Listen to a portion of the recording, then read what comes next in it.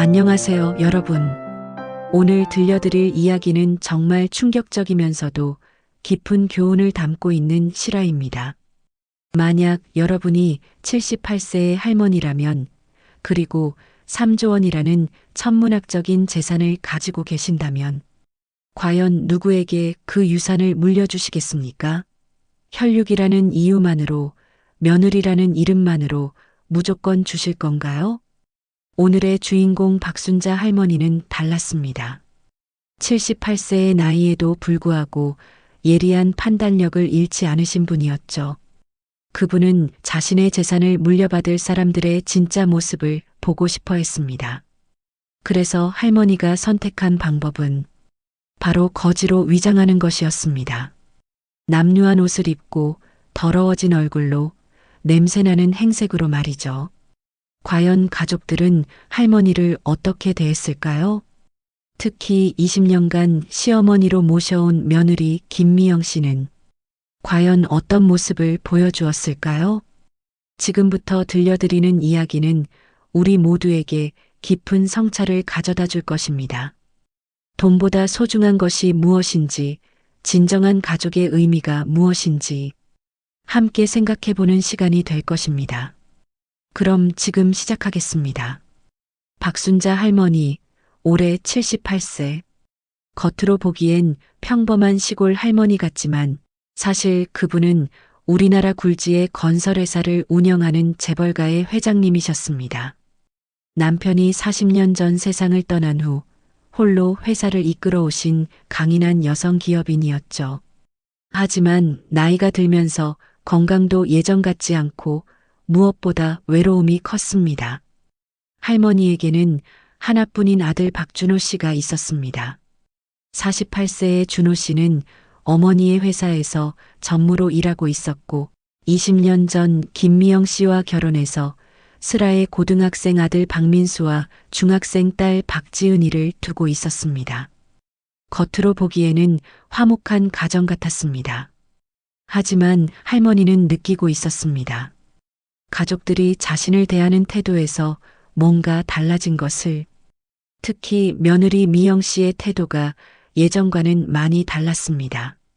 결혼 초기만 해도 공손하고 정중했던 미영 씨였는데 언제부터인가 할머니를 대할 때 건성건성 대답하거나 짜증을 내는 일이 많아졌습니다.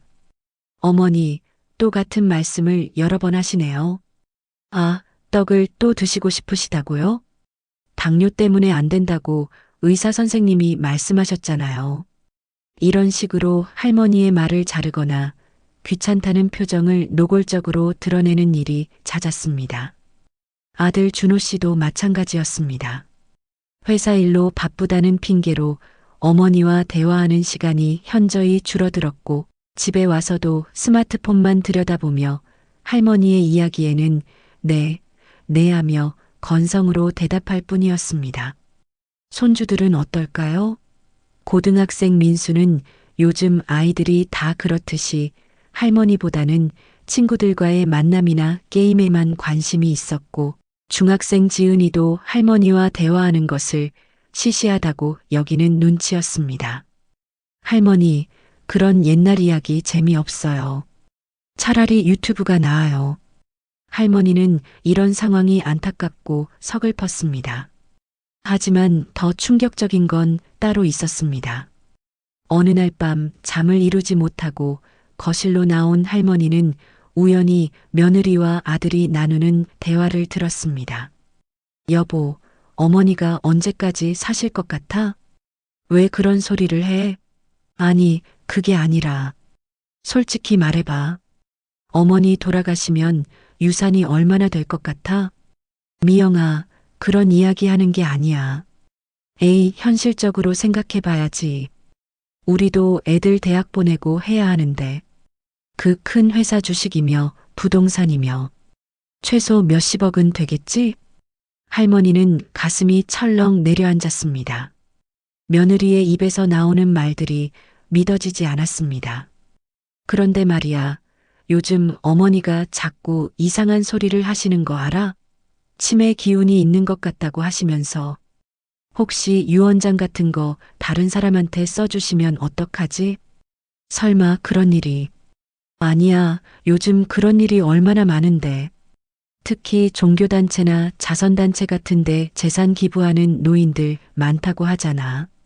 우리가 좀 더 잘해드려야겠어. 잘해드린다는 게 당연히 비위를 맞춰드리는 거지. 어머니 기분 좋게 해드리고 우리한테 유산 다 주시도록. 할머니는 더 이상 들을 수가 없었습니다. 조용히 방으로 돌아가신 할머니의 마음은 너무나도 아팠습니다. 내가 지금까지 가족이라고 생각했던 사람들이 나를 이렇게 생각하고 있었다니. 그날 밤 할머니는 잠을 이루지 못했습니다. 그리고 결심했습니다. 가족들의 진짜 모습을 확인해 보겠다고. 하지만 어떻게 해야 할까요? 그때 할머니의 머릿속에 한 가지 아이디어가 떠올랐습니다. 내가 만약 아무것도 없는 거지 할머니라면 과연 이 사람들이 나를 어떻게 대할까? 다음 날 아침 할머니는 특별한 계획을 세웠습니다. 며칠 뒤 아들 내외가 부산에 출장을 간다는 것을 알고 계셨거든요. 손주들만 집에 있을 때 거지로 위장해서 집을 방문해 보기로 한 것입니다. 할머니는 치밀하게 준비했습니다. 평소 입던 깔끔한 옷 대신 오래된 누더기 옷을 입고 얼굴과 손에는 일부러 흙을 묻혔습니다. 머리카락도 며칠 동안 감지 않은 것처럼 헝클어뜨렸고 특별히 냄새나는 생선 비린내를 몸에 묻혔습니다. 거울을 보니 정말 거지 같았습니다. 평소에 품이 있던 모습과는 완전히 달랐죠. 그렇게 변장한 할머니는 자신의 집 앞으로 갔습니다. 마음이 두근두근했습니다. 과연 손주들이 할머니를 알아볼까봐 걱정도 되고 한편으로는 손주들만큼은 할머니를 따뜻하게 맞아줄 것이라는 기대도 있었습니다. 초인종을 눌렀습니다. 누구세요? 중학생 손녀 지은이의 목소리였습니다. 저기, 할머니인데. 할머니는 일부러 목소리를 쉰 목소리로 바꿨습니다. 문이 열렸습니다. 지은이가 나타났는데 할머니의 모습을 보자마자 얼굴을 찌푸렸습니다. 뭐예요? 왜 이렇게 냄새가? 지은이는 코를 막았습니다. 제가 좀 도움이 필요해서 물 한 컵만. 아, 진짜. 오빠. 지은이가 소리쳤습니다. 곧 고등학생 민수가 나타났습니다. 뭐야, 왜 이렇게 시끄러워? 민수도 할머니를 보자마자 얼굴을 찌푸렸습니다. 할머니, 여기 우리 집인데요? 다른 데 가세요. 그냥 물 한 컵만 주시면. 안 돼요. 엄마가 모르는 사람 들이지 말라고 했어요. 빨리 가세요. 할머니의 마음이 무너져 내렸습니다. 하지만 더 충격적인 것은 손주들의 다음 대화였습니다. 지은아, 문 닫아.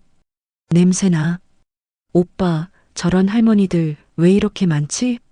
진짜 더럽다. 맞아. 우리 할머니는 깔끔하셔서 다행이야. 만약 우리 할머니가 저렇게 된다면 생각만 해도 끔찍해. 그러게. 우리 할머니는 돈도 많고 깔끔하시니까 좋잖아. 할머니는 더 이상 들을 수가 없었습니다.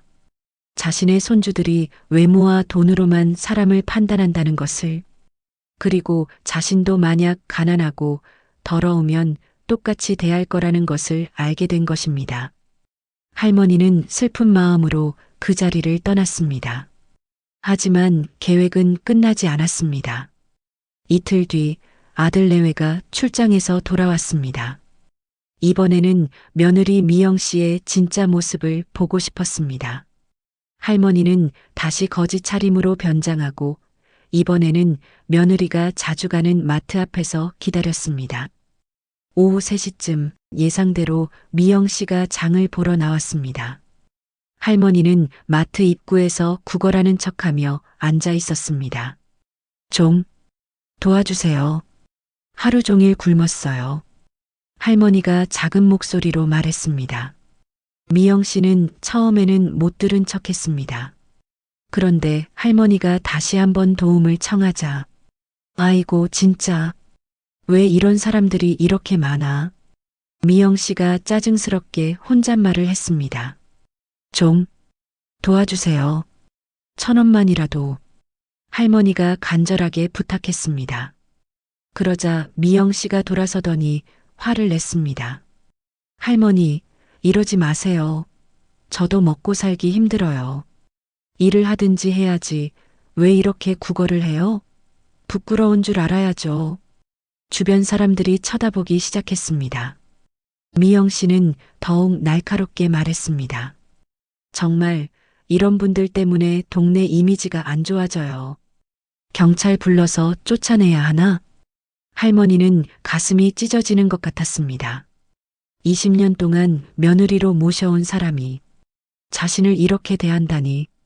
하지만 더 충격적인 일이 기다리고 있었습니다.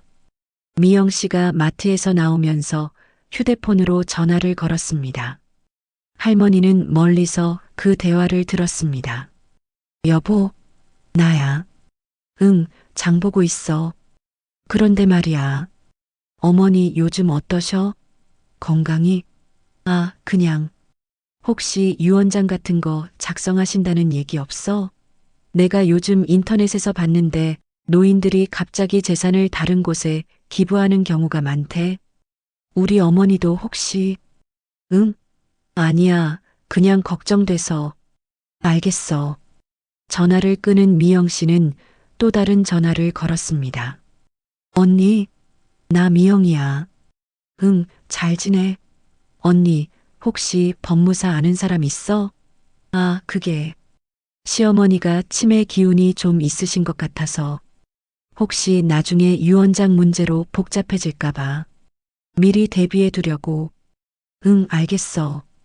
고마워. 할머니는 더 이상 참을 수가 없었습니다. 며느리가 자신의 치매를 기정사실화하고 유산 문제를 미리 계산하고 있다는 것을, 그리고 자신이 거지가 되면 이렇게 냉정하게 대한다는 것을. 그날 저녁 할머니는 집으로 돌아가서 아들과 며느리의 대화를 또 엿들었습니다. 미영아, 오늘 마트에서 이상한 일 없었어? 이상한 일? 아, 거지 할머니 하나가 구걸해서 좀 짜증났어. 정말 왜 그런 사람들은 일을 안 하고 구걸만 하는지 모르겠어. 그런 사람들 상대하지 마. 괜히 얽히면 귀찮아. 맞아. 근데 여보, 우리 어머니는 정말 다행이야. 깔끔하시고 돈도 있으시고. 만약 우리 어머니가 그런 거지 할머니 같다면 정말 끔찍할 것 같아. 그러게. 우리 어머니는 품위가 있으시잖아. 그런데 말이야. 어머니가 요즘 깜빡깜빡 하시는 게 좀 걱정돼. 혹시 치매 초기 증상은 아닐까? 글쎄, 나이가 있으시니까. 여보, 혹시 어머니가 치매에 걸리시면 어떡하지? 재산 관리는 누가 해? 그야. 내가 해야지. 그럼 미리 후견인 같은 거 신청해 두는 게 좋지 않을까? 나중에 복잡해지기 전에. 할머니는 더 이상 들을 수 없어서 방으로 들어갔습니다. 며느리와 아들이 자신의 치매를 기정사실화하고 재산을 미리 차지할 계획을 세우고 있다는 것을, 그리고 자신이 만약 가난한 거지라면 이렇게 차갑게 대할 거라는 것을 확실히 알게 되었습니다. 그날 밤 할머니는 결심했습니다. 이제 진실을 밝힐 때가 되었다고. 일주일 후 할머니는 특별한 계획을 세웠습니다. 가족 모임을 갖자고 제안한 것입니다. 우리 가족이 모두 모여서 중요한 이야기를 하고 싶다고 했습니다. 아들 준호, 며느리 미영, 그리고 손주 민수와 지은이까지 모두 거실에 모였습니다. 무슨 중요한 이야기인데요, 어머니? 미영 씨가 물었습니다. 혹시 유산 이야기인가 싶어서 기대하는 표정이었습니다. 그 전에 여러분께 보여드리고 싶은 것이 있습니다. 할머니는 침실로 들어가서 며칠 전에 입었던 거지 옷을 가져왔습니다. 이게 뭐예요? 준호가 이상하다는 듯이 물었습니다. 이 옷을 며칠 전에 제가 입고 여러분을 만났습니다. 네, 무슨 말씀이세요? 할머니는 천천히 하지만 또렷하게 말씀하셨습니다. 지은아, 민수야. 며칠 전에 너희 집 앞에서 물 한 컵 달라고 했던 거지 할머니. 그게 바로 나였다. 순간 거실이 조용해졌습니다. 그리고 미영아. 마트 앞에서 1,000원만 도와달라고 했던 거지 할머니. 그것도 나였어. 미영 씨의 얼굴이 창백해졌습니다. 어머니, 그게 무슨... 나는 너희들의 진짜 모습이 보고 싶었어. 만약 내가 아무것도 없는 거지 할머니라면 과연 너희들이 나를 어떻게 대할지. 할머니의 목소리는 차분했지만 그 속에는 깊은 슬픔이 담겨 있었습니다. 그 결과 나는 너희들의 진짜 모습을 보았어. 민수와 지은이는 아무 말도 하지 못했습니다. 자신들이 며칠 전에 할머니를 어떻게 대했는지 생각이 났기 때문입니다. 지은아, 민수야. 너희들은 냄새난다고 더럽다고 하면서 나를 쫓아냈지. 그리고 만약 너희 할머니가 그런 모습이 된다면 끔찍할 거라고 했어. 두 아이는 고개를 숙였습니다. 미영아, 너는 나한테 일을 하라고 구걸하지 말라고 부끄러운 줄 알라고 했지. 그리고 경찰을 불러서 쫓아내겠다고 했어.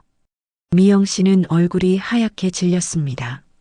그런데 그게 끝이 아니었어. 미영아, 너는 내가 치매에 걸렸다고 주변에 말하고 다니면서 미리 재산 문제를 어떻게 할지 계획을 세우고 있었지. 어머니, 그건 그리고 준호야. 너도 마찬가지야. 어머니가 치매에 걸리면 재산 관리를 어떻게 할지, 후견인을 어떻게 신청할지, 그런 이야기를 아내와 함께 하고 있었지. 준호도 할 말을 잃었습니다. 할머니는 계속했습니다. 나는 78년을 살아오면서 많은 것을 보고 들었습니다. 사람의 진짜 마음은 그 사람이 어려움에 처했을 때 혹은 상대방이 어려움에 처했을 때 드러난다는 것을. 거실은 정말 조용했습니다. 누구도 감히 말을 할 수 없었습니다. 나는 너희들이 나를 할머니로, 시어머니로, 가족으로 사랑하는 줄 알았어. 하지만 알고 보니 너희들이 사랑한 건 나라는 사람이 아니라 내가 가진 돈이었더라고. 미영 씨가 눈물을 흘리며 말했습니다. 어머니, 죄송해요. 정말 죄송해요. 미영아, 사과는 나중에 해도 돼. 지금은 너희에게 내가 내린 결정을 말할게.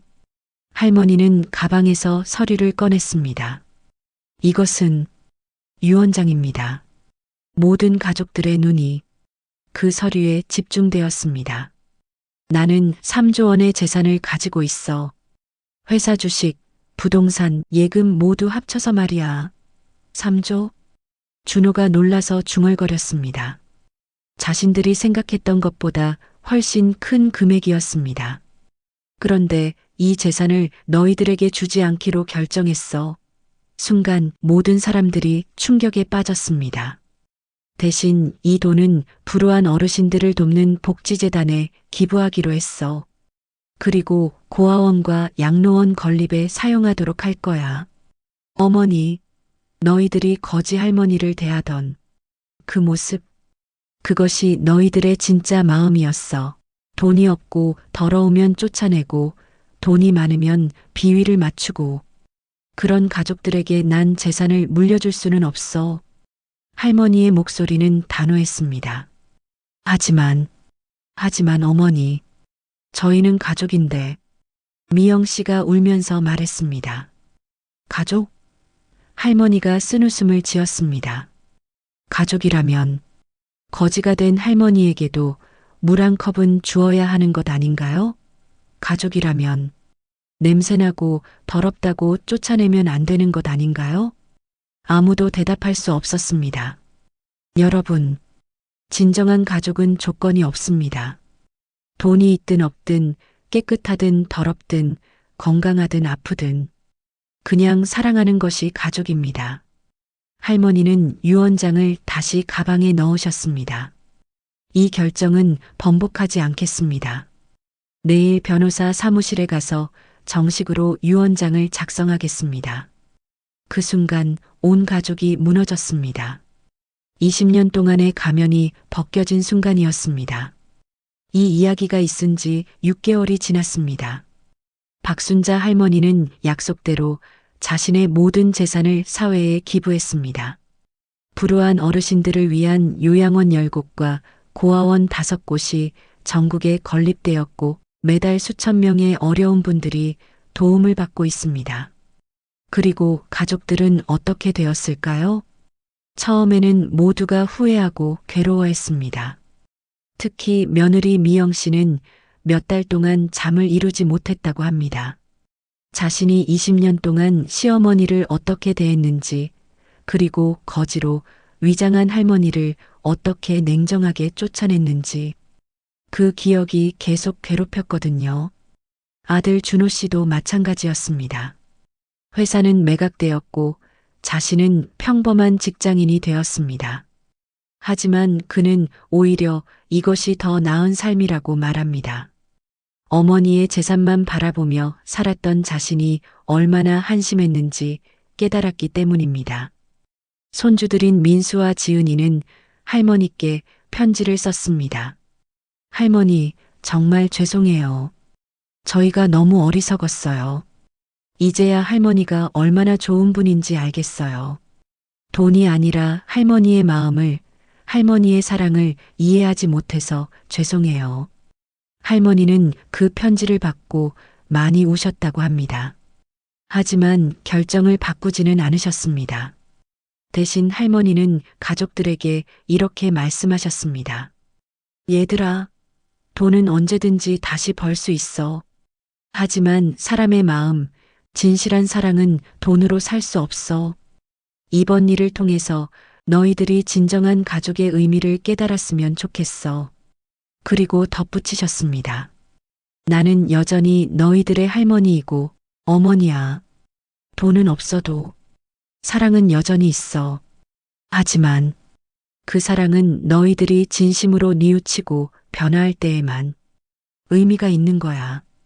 여러분, 이 이야기를 들으면서 어떤 생각이 드셨나요?